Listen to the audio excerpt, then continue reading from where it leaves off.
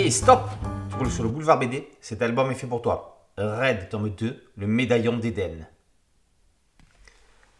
Futur héritier du royaume de Terreland, le petit prince Réginald Édouard, alias Red, est envoyé incognito en Pilanésie pour vivre une année scolaire d'enfant ordinaire et anonyme au milieu des autres.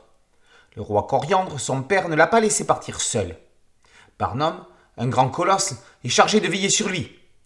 Red ne supportait plus la solitude de la cour. Habitant seul avec son père veuf, il avait grandement besoin d'élargir son horizon. Pas question pour lui de dévoiler son identité. Il y a juste un petit hic. Lors d'une sortie sur la plage, il a perdu un médaillon. En soi, ce n'est pas si dramatique que cela.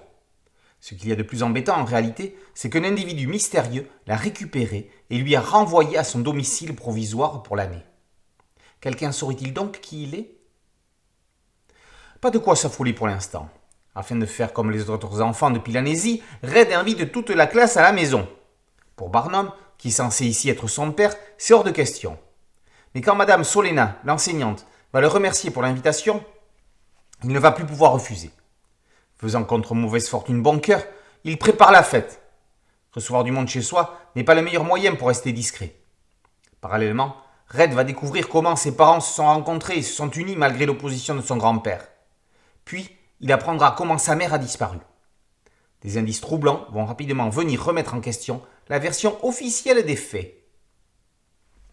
Antonello D'Alena et Falzar, rodés sur la série Grandir avec des Schtroumpfs, se retrouvent pour un triptyque original dont voici le 2e épisode. L'histoire pourrait s'inscrire dans la plus pure tradition des contes modernes. Dans un univers extraterrestre, on y retrouve les poncifs des grands films de la meilleure époque Disney. Un royaume, la famille, une maman qui n'a pas été là pour aider son fils à grandir, un mystère, ou plutôt un secret sciemment caché. Red ne peut pas ne pas plaire aux jeunes lecteurs. Les couleurs violacées d'Annalisa Ferrari donnent une dimension dépaysante à cette histoire qui est la quête initiatique d'un jeune noble qui est en soi un garçon presque comme les autres.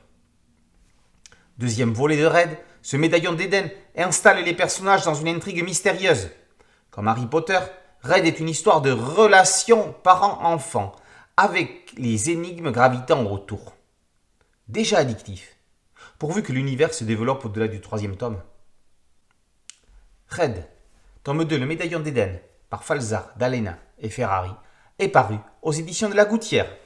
Boulevard BD, c'est un podcast audio, un site dédié et une chaîne YouTube. Merci de liker, de partager et de vous abonner. A très bientôt sur Boulevard BD. Ciao.